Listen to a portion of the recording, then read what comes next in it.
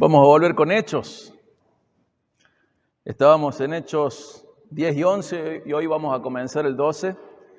En el 10 y el 11 encontramos la historia, ¿se acuerdan? De Pedro y Cornelio, el primer gentil que recibe la salvación en Jesús. Y luego la fundación de la iglesia de Antioquía por obra de Dios a través de fundadores anónimos. Y el cristianismo se va extendiendo y ya había salido de Jerusalén, ya había salido de Samaria y ahora seguía su paso hacia los confines de la tierra como Jesús había ordenado.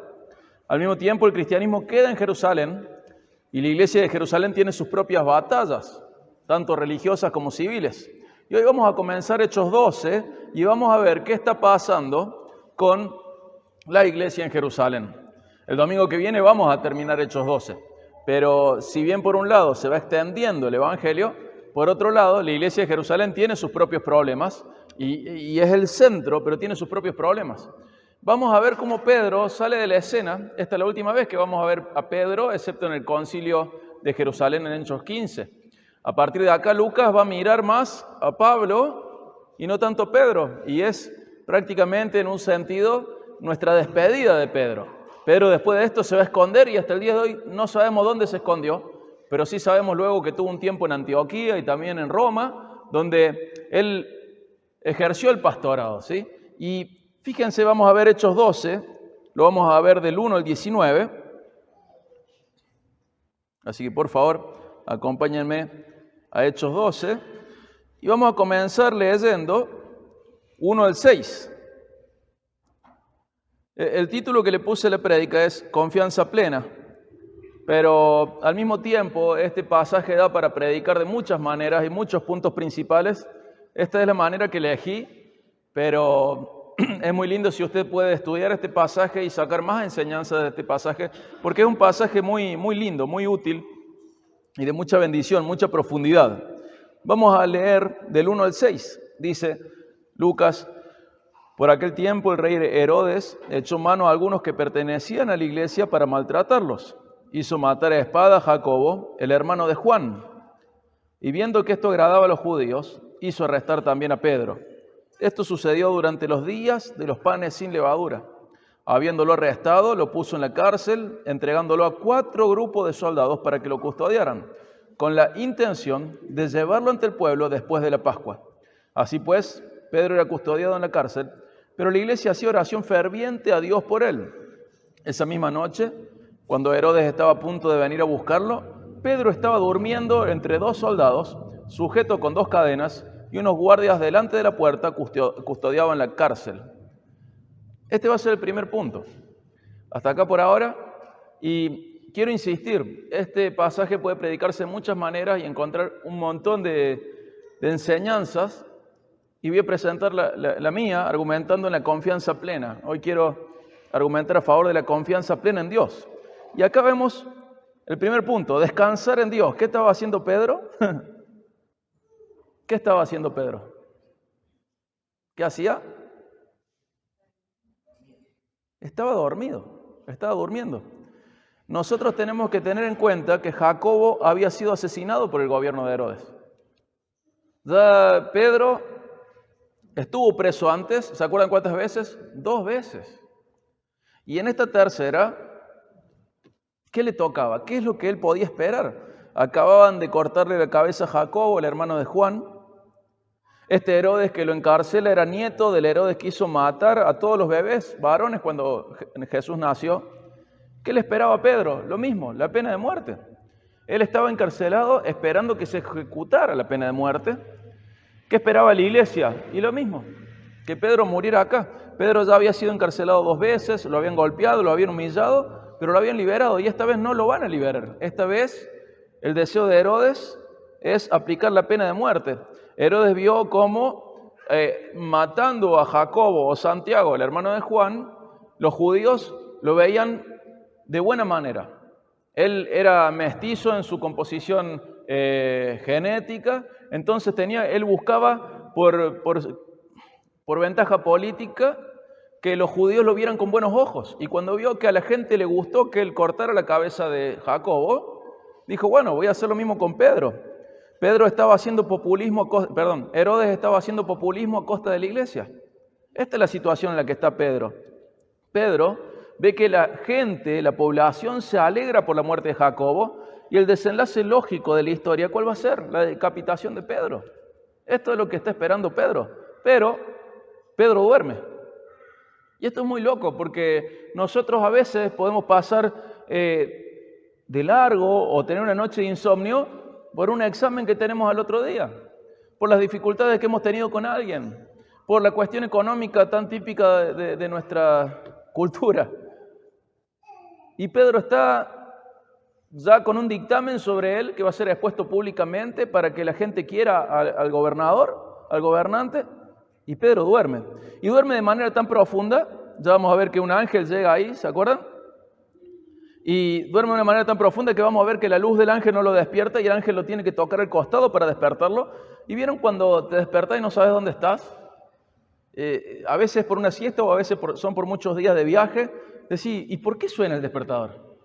¿Y a dónde tengo que ir? ¿Son las 6 de la mañana o son las 6 de la tarde? ¿Viste esa situación en la cual no sabes qué es lo que pasa y qué pretende la vida de vos? Bueno, fíjense, ya lo vamos a ver, pero el ángel le tiene que dar instrucciones paso a paso a Pedro. Levántate, vestite, ponete las sandalias, abrigate, seguime. Es como que Pedro está en un sueño súper profundo. ¿Por qué? Porque Pedro descansa en Dios incluso frente a la pena de muerte. Tiene tal convicción acerca de Dios y conocimiento de Dios que él está tranquilo. Y esto lo enfatizo muchas veces porque creo que es muy importante, pero lo que le está sucediendo a Pedro no es consecuencia del pecado ni es disciplina de Dios. Lo que le está sucediendo a Pedro es por obedecer a Dios. Entonces la conciencia de Pedro está limpia y él puede descansar aunque crea que pronto va a morir. Hay una paz interna, real, profunda, esa paz que sobrepasa todo entendimiento que nos menciona Pablo en Filipenses 3. Hay una paz interna que es un tesoro exclusivo de los que están en relación correcta con Dios, pero no solo eso, los que están en el camino correcto frente a Dios.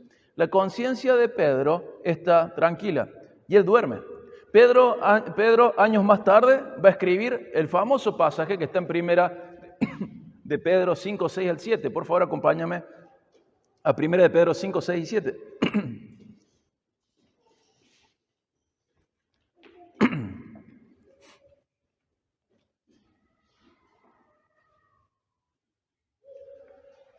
Primera de Pedro 5, 6 y 7. Es lindo recordarlo este pasaje porque nos hace mucho bien. Más allá de que nos haga bien, es fácil recordarlo porque es 5, 6 y 7. Así que ahí tenés la mnemotecnia. 1 de Pedro 5, 6 y 7. Dice, humíllense frente o bajo la mano poderosa de Dios para que Él los exalte a su debido tiempo, echando toda su ansiedad sobre Él, porque Él tiene cuidado de ustedes. Esto lo está escribiendo el mismísimo Pedro, años después. ¿Y qué dice? Humíllate bajo la mano de Dios, para que Él te exalte a su debido tiempo. ¿Y cómo? Echando tu ansiedad sobre Él, porque Él tiene cuidado de vos.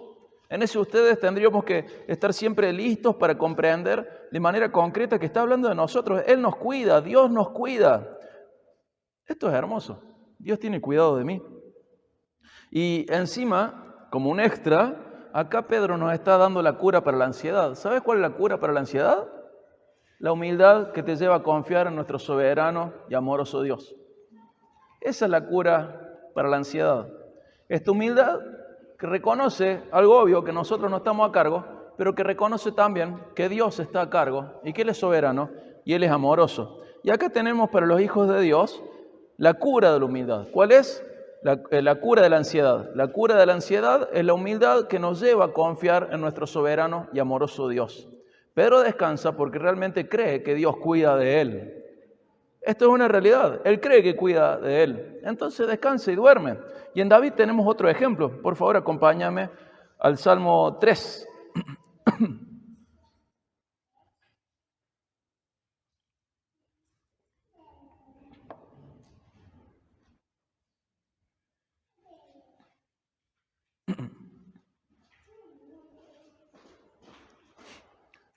Salmo 3 es un salmo de David, ¿sí? Fíjense lo que dice el Salmo 3 y luego les voy a contar un poquito de su contexto.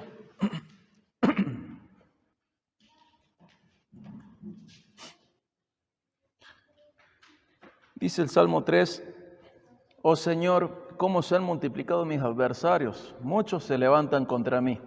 Muchos dicen de mí, para él no hay salvación en Dios. Pero tú, oh Señor, eres escudo en derredor mío, mi gloria y el que levanta mi cabeza. Con mi voz clamé al Señor, y él me respondió desde su santo monte. Yo me acosté y me dormí, desperté, pues el Señor me sostiene. No temeré a los 10 millares de enemigos que se han puesto en derredor contra mí. Levántate, Señor, sálvame, Dios mío, porque tú hieres a todos mis enemigos en la mejilla, rompe los dientes de los impíos. La salvación es del Señor.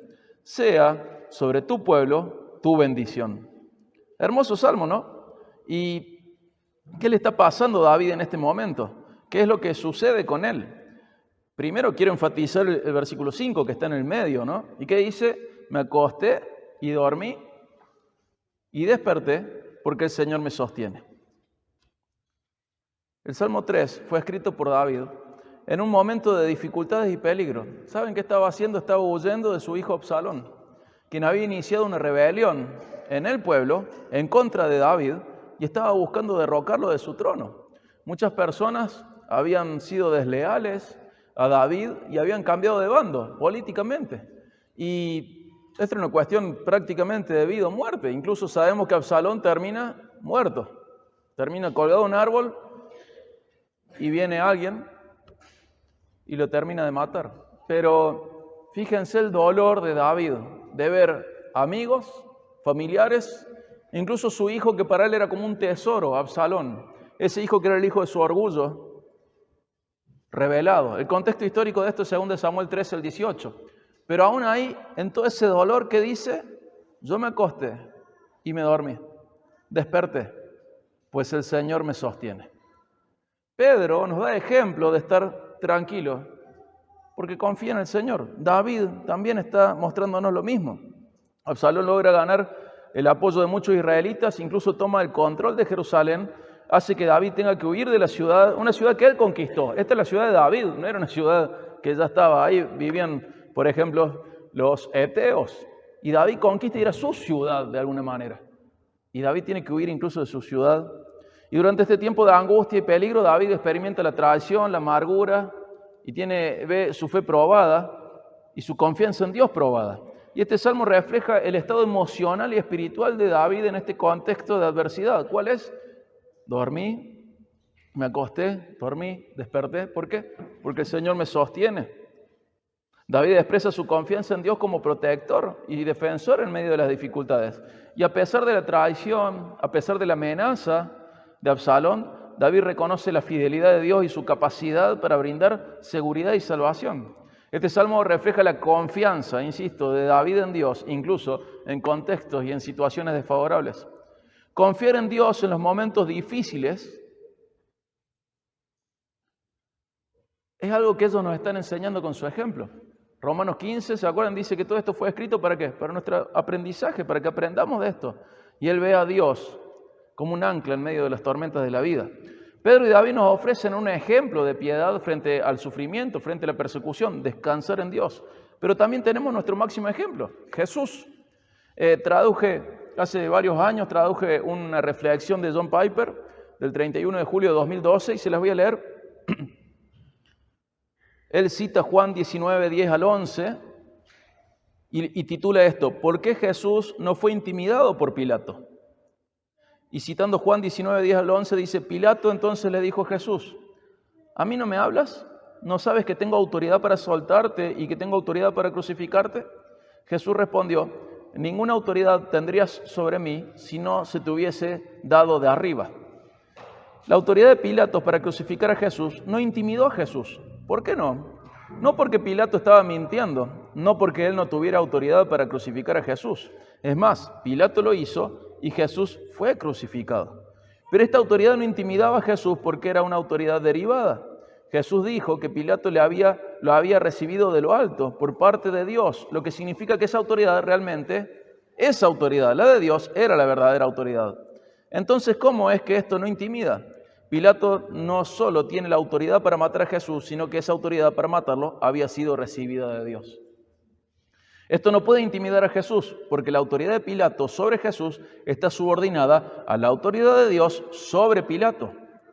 Jesús estaba confortado y en este momento eso no era porque la voluntad de Pilato fuese impotente, sino porque la voluntad de Pilato es guiada por Dios.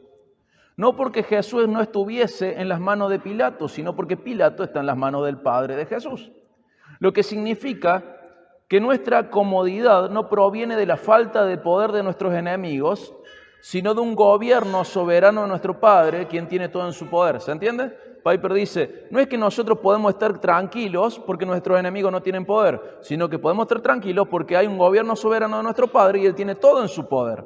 Y Él dice, este es el punto Romanos 8, 35 al 37. ¿Quién nos separará del amor de Cristo? ¿Tribulación o angustia, o persecución, o hambre, o desnudez, o peligro, o espada? Tal como está escrito, por causa tuya somos puestos a muerte todo el día, somos considerados como ovejas para el matadero. Pero en todas estas cosas somos más que vencedores por medio de aquel que nos amó.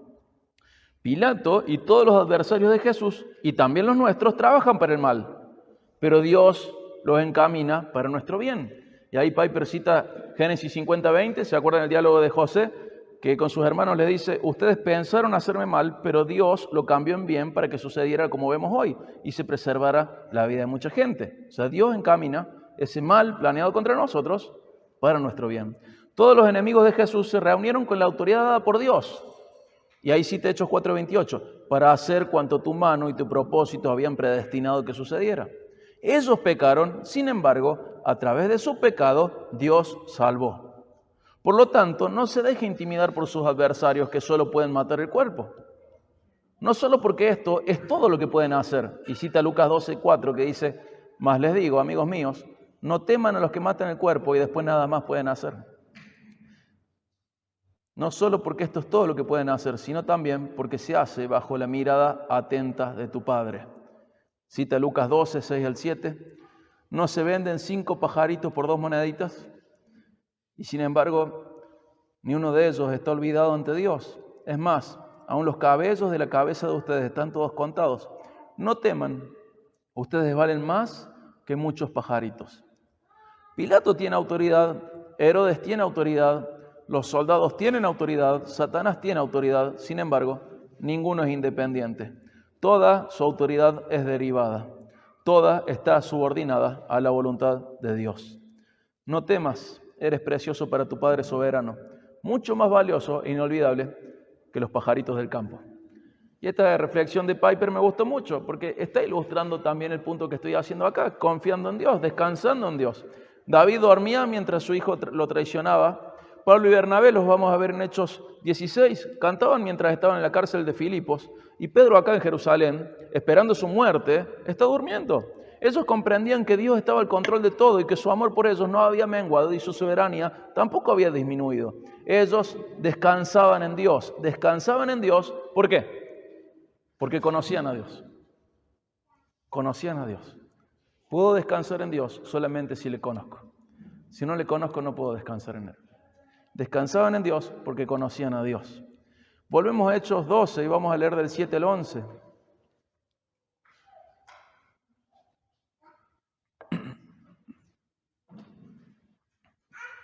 Hechos 12, 7 al 11.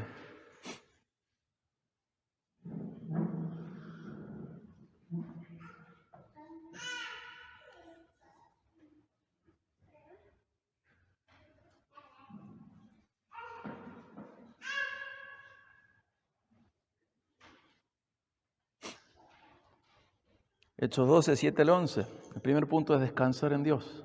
Segundo punto, vamos a ver cuál es. Dice, de repente se les apareció un ángel del Señor y una luz brilló en la celda.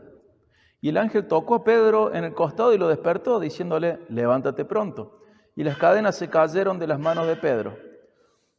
Vístete y ponte las sandalias, le dijo el ángel. Y así lo hizo. Y el ángel añadió, envuélvete en tu manto y sígueme. Y saliendo Pedro lo seguía y no sabía que lo que hacía el ángel era verdad. sino que creía ver una visión. Cuando habían pasado la primera y la segunda guardia, llegaron a la puerta de hierro que conduce a la ciudad, la cual se les abrió por sí misma. Entonces salieron y siguieron por una calle, y de repente el ángel se apartó de él.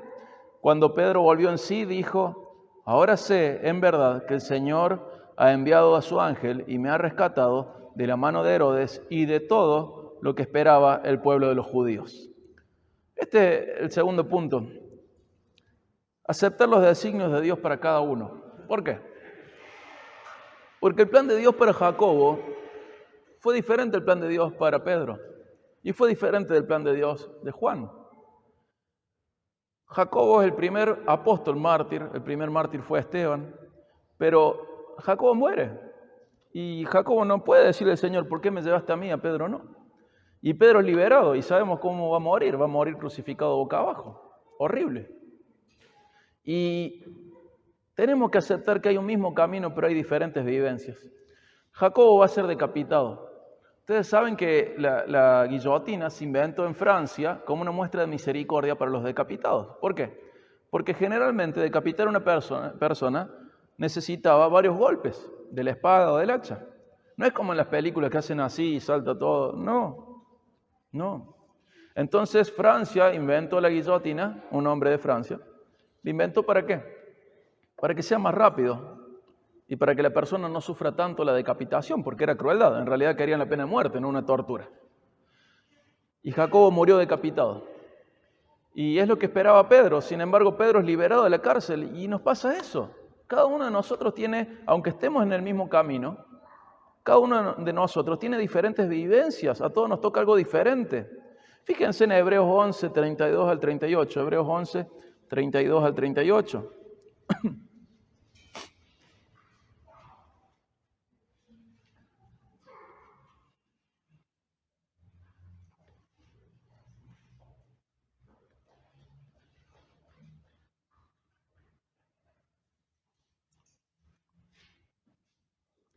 Hebreos 11, 32 al 38. Fíjense qué diferente lo que le toca a cada uno. ¿Y qué más diré? Pues el tiempo me faltaría para contar de Gedeón, Barak, Sansón, Jefté, David, Samuel y los profetas, quienes por la fe conquistaron reinos, hicieron justicia, obtuvieron promesas, cerraron bocas de leones, apagaron la violencia del fuego, escaparon del filo de la espada. Siendo débiles, fueron hechos fuertes, se hicieron poderosos en la guerra, pusieron en fuga ejércitos extranjeros. Las mujeres recibieron a sus muertos mediante la resurrección. Otros fueron torturados, no aceptando su liberación a fin de obtener una mejor resurrección. Otros experimentaron insultos y azotes, y hasta cadenas y prisiones.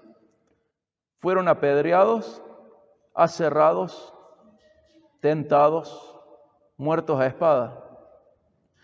Anduvieron de aquí para allá cubiertos con pieles de ovejas y de cabras, destituidos, afligidos, maltratados, de los cuales el mundo no era digno. Errantes por desiertos y montañas, por cuevas y cavernas en la tierra. ¿Se dieron cuenta el contraste que hay entre el 34 y el 37? Unos escaparon del filo de la espada y otros fueron muertos a espada. Y a veces vemos la fe, Hebreos 11 como la galería de la fe, y la vemos la fe como la capacidad de vencer las dificultades, pero no va por ahí. La fe está relacionada en confiar tanto en Dios como para ser fiel a Él en diferentes dificultades. Fiel hasta el final porque tuvo fe. A algunos les tocó la muerte por espada, a otros les tocó salvarse de la espada. Pero todos ellos fueron fieles hasta la muerte, porque conocían a Dios, descansaban en Dios porque conocían a Dios. Y uno podría decir: ¿por qué a mí no me tocó lo de tal, lo de tal? Yo veo Hebreos 11 y doy gracias a Dios que no me tocó, espero que no me toque, morir apedreado, aserrado. ¡Qué tortura morir de esas dos maneras!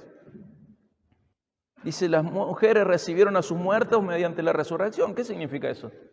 Allá lo va a recibir, acá no. Y tenemos que comprender que la fe no es: voy a salir victorioso de todas las pruebas y todos los leones yo les voy a tapar la boca y todos los fuegos los voy a apagar y cuando venga la espada no me va a hacer nada. La fe está relacionada en confiar tanto en Dios como para ser fiel hasta el final en diferentes dificultades. A todos nos tocarán situaciones y pruebas diferentes, pero en Dios podremos atravesarlas siendo fieles a Él. A veces nos toca la sanidad, a veces nos toca la enfermedad. Lo que sí estoy seguro es que si uno se acerca a Dios, obtiene la fuerza específica y suficiente para atravesar la prueba que le toca a cada uno. Dios no nos dio la misma fuerza a todos. Y yo puedo renegar contra Dios y preguntarle por qué hace esto, pero no voy a tener esta respuesta en la tierra. Entonces, prefiero dedicarme a conocerle más y seguir teniendo confianza en Él y llegar allá, y allá me contará si quiere y si no, no, pero ya no me va a importar, te digo la verdad. No me va a importar por qué sufrí acá. Porque, de nuevo, Romanos 8:18, los sufrimientos presentes son incomparables con la gloria venidera. Vas a ver que todo esto no era nada. Y vas a ver que todo aquello es todo. Y a todos nos van a tocar situaciones diferentes y pruebas diferentes, pero en Dios podemos atravesarlas siendo fieles a Él. Algunos escapan del filo de la espada, como dice el 34, y otros son muertos a espada, como dice el 37. Pero frente a todo esto debemos recordar lo que Jesús le dijo a Pedro. Y acá te llevo un poquito más. Acompáñame a Juan 21, 18 al 22. Juan 21, 18 al 22.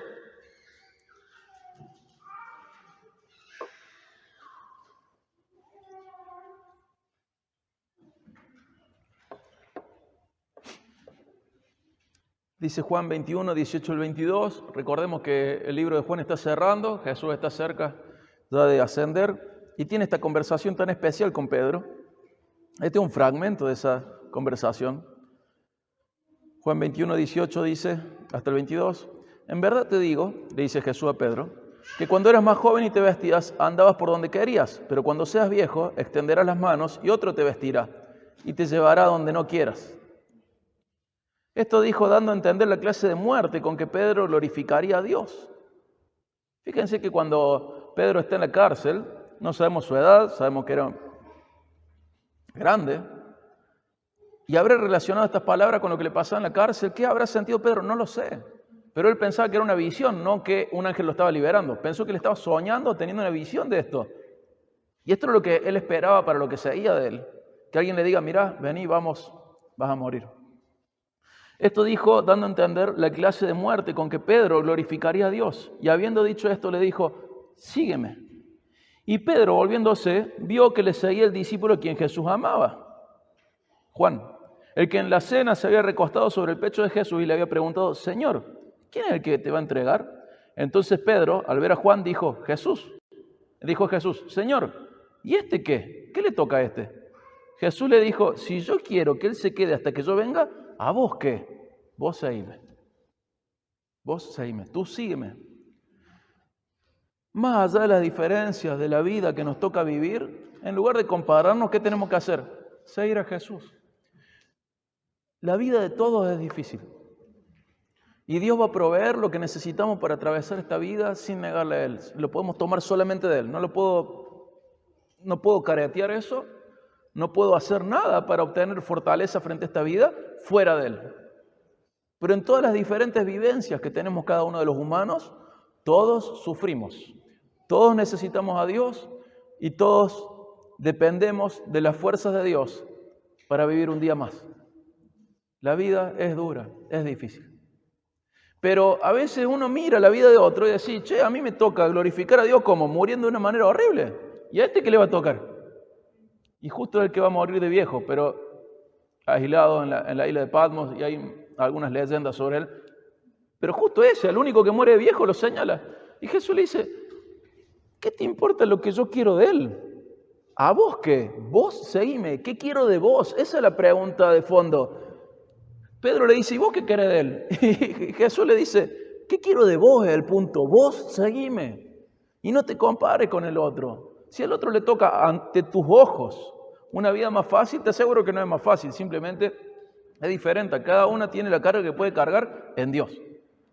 Pero al otro le toca otra cosa, a vos te toca otra cosa, y otro te debe estar mirando y va a decir, ¿cómo me gustaría tener tu vida? Y te aseguro que hay gente que envidia tu vida, que quiere tu vida, que piensa que tu vida está todo bien, que te sale todo bien. Esa es la locura del humano. Que el pasto siempre está más verde, como decía Erasmo de Rotterdam, del otro lado de la cerca. Lo de los otros siempre es más fácil, lo del otro es más lindo. La infancia del otro fue más linda. La vivencia del otro fue más linda. El matrimonio del otro es más lindo. Vos seguile. No mires al otro en ese sentido. Vos seguile. Nuestra preocupación y ocupación debe ser esa, no comparar lo que le toca a cada uno, sino seguir a Jesús. Él sabe lo que hace con nuestras vidas, Él sabe lo que permite y lo que decreta. Y no podemos cambiar eso. La diferencia no va a ser cambiar eso, la diferencia va a ser si me afirmo de Dios para atravesar lo que me tocó vivir. Y en serio, esto va a pasar rápido, la vida pasa súper rápido. Y un día vamos a estar así y vamos a decir, ya está, nada era tan grave. Y está bien sufrir, o sea, en el sentido de que no somos gente que no sufre. Y está bien sufrir con el otro y llorar con el otro. Y también alegrarse con el otro. Pero todo eso es tan incomparable con lo que viene, que cuando estemos allá, no sé si vamos a querer tener respuestas, porque va a ser insignificante, va a ser un detalle nomás de un minúsculo momento de nuestra existencia comparado a la eternidad. No es nada.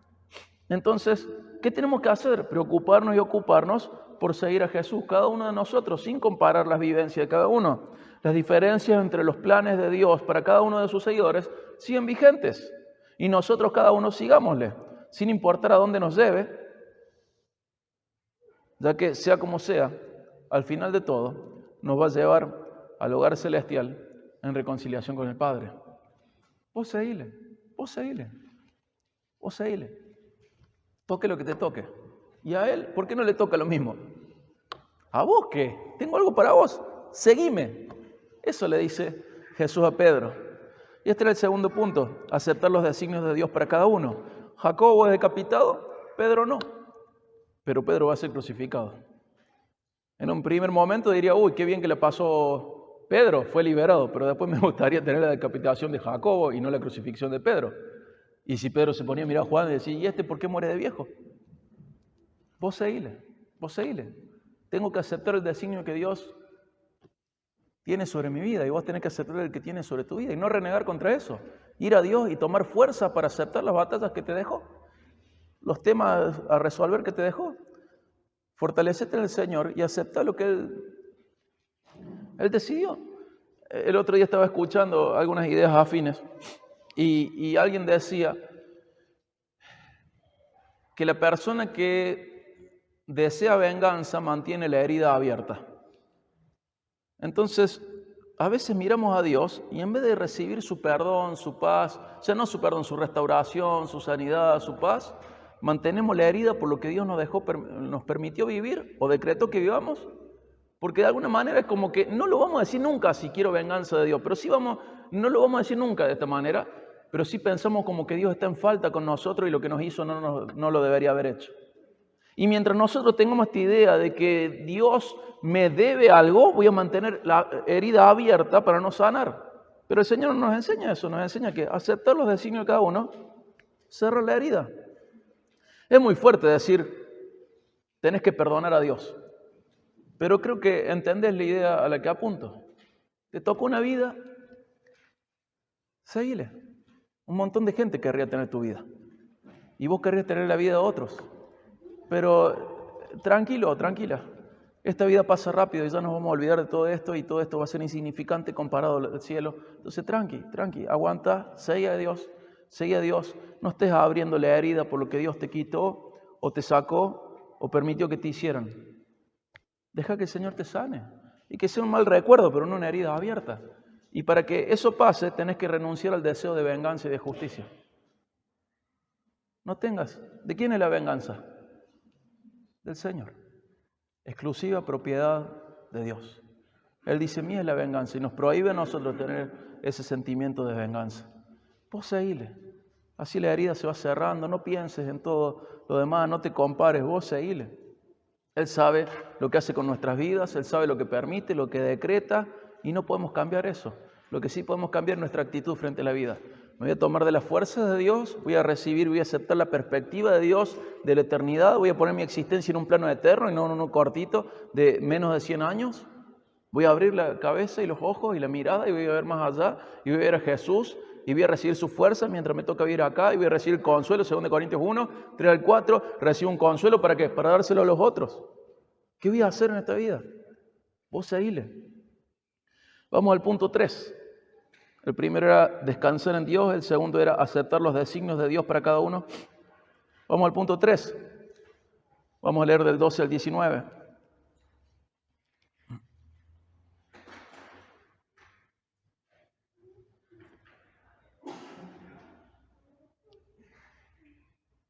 Dice del 12 al 19, Hechos 12.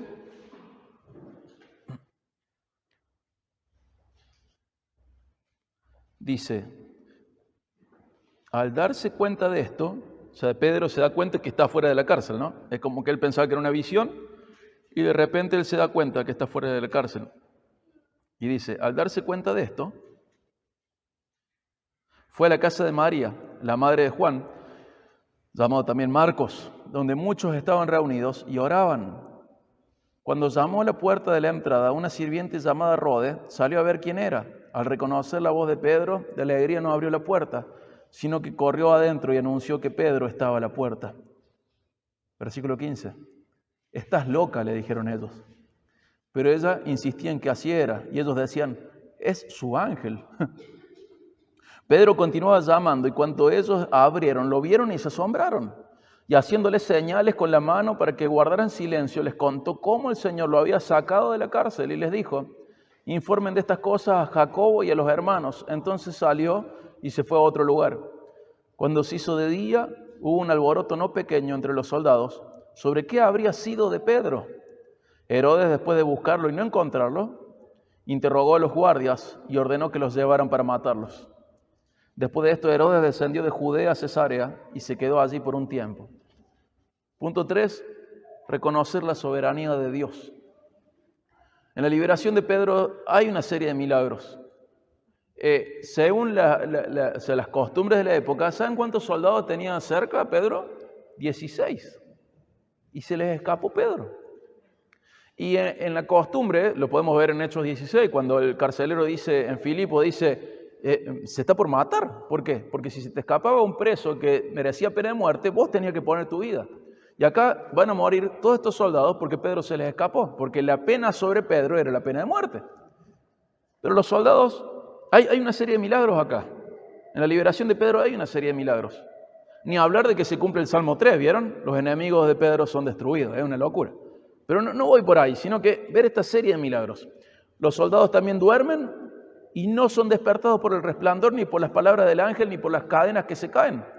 Que no se despierte uno, que no se despierten dos, los dos que tienen al costado. Pero nadie se despertó. Las cadenas caen de la mano de Pedro, eso también es un milagro. Pedro sale y los soldados de los dos diferentes puntos de guardia no lo ven. Dice, pasó la primera guardia y la segunda y no lo ven. Y la puerta final, la de hierro, la que daba a la calle, ¿qué dice? Se abre sola. Y Pedro llega hasta la calle y llega hasta una de las casas en donde se reunían los creyentes y todo esto es milagroso. Es la soberanía de Dios. Todo esto está dentro de un contexto muy específico y acá quiero poner cosas negativas en la historia. Dios obra incluso cuando el gobierno es enemigo del pueblo de Dios. Herodes quería ganarse el aprecio de los judíos a costa de matar cristianos y Dios obró igual. No importa lo que quiera Herodes, importa lo que Dios quiere, Él es soberano. Dios obra incluso cuando la iglesia no tiene fe. La iglesia oraba, pero no tenía fe. No creía que Pedro pudiera estar afuera. No. Entonces quizás sus oraciones no eran con fe, o sus oraciones eran de lamento y pidiendo consolación y fortaleza para Pedro. Oraban para que Pedro no renuncie a la fe mientras lo estaban por decapitar. Oraban para que esté tranquilo. Oraban lamentándose que Dios levante un pastor nuevo, porque era el pastor de Jerusalén, uno de los pastores. Entonces, Dios obra incluso cuando la iglesia no tiene fe. ¿Por qué? Porque Dios es soberano. Y hay algo que me pareció muy interesante. Dios obra incluso cuando la iglesia tiene errores teológicos. ¿Qué pensaron ellos? Es un ángel. Es el ángel de Pedro. ¿Saben por qué? Porque creyendo en leyendas judías, pensaban que cada uno tenía un ángel de la guardia y que en algunas situaciones ese ángel de la guardia podía tomar la forma de la persona a la que cuidaba. La iglesia de Jerusalén era un hereje en esto. Pero Dios obra a pesar de esto. Dios obra a pesar de esto. ¿Por qué? Porque Dios es soberano. Y este es el tercer punto, reconocer la soberanía de Dios. Dios no obra porque no tenemos enemigos. Dios obra a pesar de nuestros enemigos. Dios no obra porque nosotros tenemos la fe perfecta. Dios obra a pesar de que no tenemos fe. Dios no obra porque nuestra rectitud teológica es excelsa, sublime y perfecta. Dios obra a pesar de nuestros errores teológicos. ¿Por qué? Porque es soberano. Y estamos analizando y viendo la capacidad de Dios, el carácter de Dios. Él es soberano, es absolutamente soberano.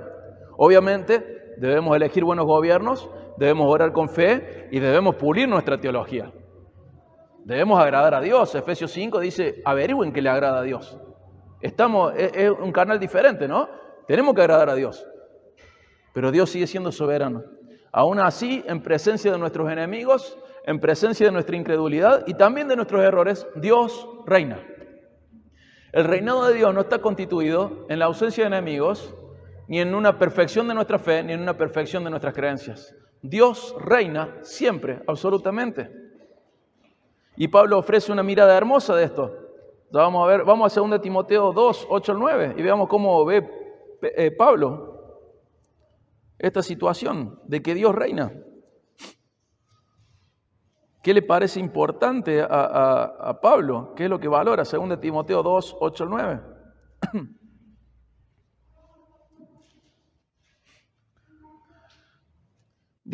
Le dice a Timoteo, acuérdate de Jesucristo, resucitado de entre los muertos, descendiente de David, conforme a mi evangelio, por el cual sufro penalidades, hasta el encarcelamiento como un malhechor. Pero la palabra de Dios no está presa. ¿Qué está diciendo Pablo? Dios hace que su voluntad se cumpla. Incluso cuando estoy encarcelado, la palabra no está presa. Y Jesús soberanamente decidió edificar su iglesia. ¿Y esto va a seguir cuándo? Siempre. En Mateo 16, 18 dijo, yo voy a edificar mi iglesia y las puertas del Hades no prevalecerán contra ellas. Y esta promesa de Jesús es incondicional y es una realidad absoluta. Él edifica a su pueblo, Él es soberano. A pesar de los gobiernos, a pesar de nuestra falta de fe, incluso a pesar de nuestros errores, Jesús soberanamente seguirá edificando su iglesia. Los demás son detalles, circunstanciales. Dios reina. Y tenemos que reconocer a esta profundidad la soberanía de Dios. No siempre podemos entender la obra de Dios, pero siempre podemos confiar en el carácter de Dios, en su naturaleza.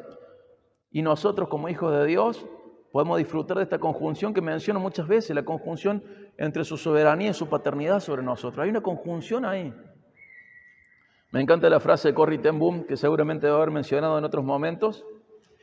Ella dijo, y saben la historia de Corrie ten Boom, alguno la puede buscar, esta mujer holandesa que por proteger judíos fue junto a su hermana a un campo de concentración en el cual ambas fueron abusadas y solamente ella sale. Y pueden buscar en dibujito o en historia más verídica la historia de Corrie ten Boom. Y ella con todo ese sufrimiento, años después, incluso ella va a dar una exposición sobre perdón y ¿se acuerdan lo que pasó? Vino el guardia alemán que había torturado a ella y a su hermana a pedirle perdón y ella lo perdonó. ¿Pero por qué? Primero porque la cruz está presente y segundo porque está reconociendo la soberanía de Dios. Dios sigue reinando frente a todo eso. Y ella escribió, no antes de sufrir, sino después de sufrir. Cuando un tren atraviesa un túnel y se torna oscuro, no tiras el boleto y saltas. Te quedas sentado y confías en el ingeniero. Y la vida es así, tiene momentos oscuros y no podemos saltar de la vida. Y no podemos hacer nada más sabio que confiar en el carácter del ingeniero, en sus conocimientos. Tengo que reconocer la soberanía de Dios. Dios está al control, no yo. Y esto es absoluto. Y debemos buscar agradar a Dios, como dice Efesios 5:10, pero también tenemos que descansar en su soberanía. Él hace lo que desea y sus decretos siempre se cumplen. Siempre, no a veces. Y acá hay una palabra rara para nuestra mente, que es una antinomia, parece una contradicción, pero no hay contradicción. Y nos cuesta comprender, se llama teodicea, la relación entre el sufrimiento del pueblo de Dios y este Dios soberano. Nos cuesta comprender. Tranquilo, no soy el primero en tener este problema, no vas a ser el último. Pero todos los redimidos un día van a comprender que todo lo que vivimos acá fue perfecto según sus planes y para su gloria. Y nos vamos a sentir honrados por haber sido parte de su gloria. Solo que nos desespera porque acá los días parecen largos, pero en realidad son súper cortos. Y a la luz de la eternidad todo esto no es ni un chasquido de dedos. El Salmo 115:3 dice, nuestro Dios está en los cielos, Él hace lo que le place. ¿Quién hace lo que le place? Herodes, los soldados,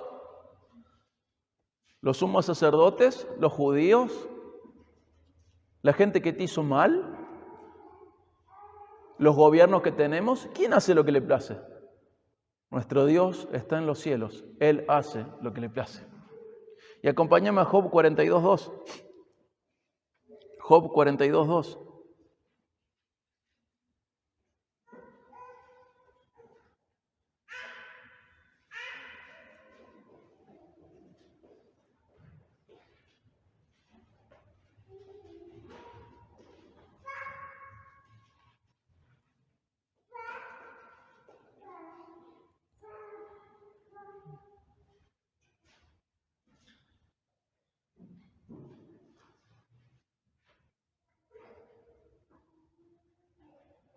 Dice Job 42:2.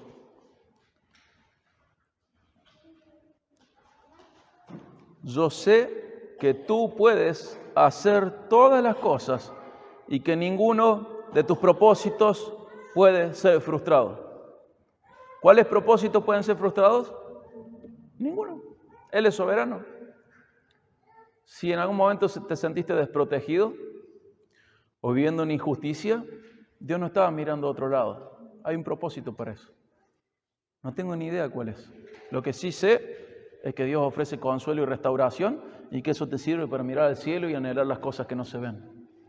Lo que sí sé es que todo ese sufrimiento te pone en perspectiva correcta para recordar que esta no es tu casa, este no es tu hogar, este no es tu reino. Y también sé que Dios ofrece consuelo para que vos lo puedas pasar a otros, como dice 2 Corintios 1, 3 al 4. Pero Dios es soberano. Y estos eran los 3 puntos de hoy. Descansar en Dios, aceptar los designios de Dios para cada uno y reconocer la soberanía de Dios. Todo esto nos lleva a tener una confianza plena en Dios. Él es digno porque es confiable, es veraz, es fidedigno. Y la Biblia es la historia de Dios revelándose a la humanidad, y una de las realidades más expresadas en la Biblia es que Dios es confiable. Nos desesperamos porque no vimos el final de nuestra historia. Pero cuando ves la Biblia, tenés que saber dónde está el final de tu historia. ¿Dónde está? Apocalipsis, donde dice que Él va a enjugar cada lágrima de nuestros ojos, va a vindicar nuestras vidas, nos va a glorificar, vamos a dejar de ser heridos y de herir. Ahí está el final. Vos podés ver a Daniel 1, decir, claro que se va a ofrecer a no contaminar su corazón y comer solo legumbre y no la comida del rey porque le va a salir bien. No, Daniel no sabía si le iba a salir bien. Podés ver a sus amigos frente al horno de fuego, ellos no sabían si le iba a salir bien. Es más, ellos dicen, el Señor puede librarnos, pero si no nos libra no importa, rey, no vamos a adorar a tu estatua. Y ellos no sabían el final de la historia, pero vos sí podés saber el final de tu historia, está en Apocalipsis. Y cuando vos ves la Biblia decía, pero el final de la historia era bueno, entonces era lindo, entonces decía, en victoria, porque todo era bien. José, esos años y años de cárcel, de maltrato, de esto, del otro, de injusticias, sí, bueno, pero José le salvó la vida a toda su familia, donde viene la nación de Israel. Él no sabía el final de la historia. Lo que queda en evidente en José es que el Señor estaba con él, y el Señor prometió estar con vos. Y el final de tu historia sí está escrito, está en Apocalipsis. Entonces descansa en Dios, confía plenamente en Dios, descansa en Dios, acepta los designios de Dios para tu vida y reconoce la soberanía de Dios.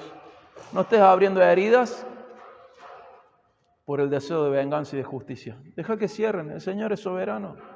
Todo es perfecto, Él hizo lo que quiso con nuestras vidas, nada de lo que Él quiere puede ser frustrado. Él hace lo que le place, nuestro Dios está en los cielos y manda.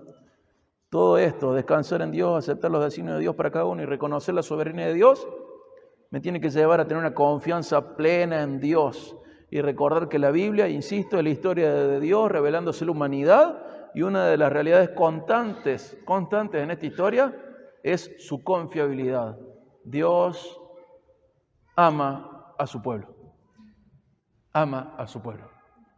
A veces toca muertos a espada, a veces salvarse a la espada. Dios ama a su pueblo. Y como dice Romanos 8 al final, nunca nada, nadie nos puede separar del amor de Dios en Cristo Jesús nuestro Señor. confía plenamente en Dios. Amén. Vamos a orar para terminar. Padre, agradecemos, Señor, la fortaleza que le diste a Pedro. Agradecemos su confianza en vos. Agradecemos, Señor, que a pesar de todo el panorama, él estaba confiando y luego va a escribir esto de entregar nuestras ansiedades a vos, sabiendo que vos cuidás de nosotros, Señor. Ayúdanos, Padre, a confiar más en vos, a descansar más en vos, a aceptar los designios diferentes que tenés para cada uno, a no envidiar la vida de otro, ni pensar que te has olvidado de nosotros. Ayúdanos, Señor, a reconocer tu soberanía y que tu soberanía está presente siempre, no solamente cuando ocurren cosas que nos gustan, sino también cuando ocurren cosas que nos hieren y nos lastiman. Vos seguís en el trono, Señor. Ayúdanos a crecer en confianza, a contemplarte más y más en la Biblia para que nuestra fe se fortalezca y que podamos atravesar las diferentes situaciones que decretaste para que nosotros vivamos de la mejor manera posible, mirando el cielo, anhelando lo eterno, siendo sal, siendo luz y llevando consuelo a otros que luego vivirán las mismas cosas, Señor. Agradecemos tu palabra y te ruego, Señor, que nos ayudes a descansar en esta conjunción de tu soberanía y tu paternidad amorosa sobre nosotros, los que hemos creído en Cristo Jesús.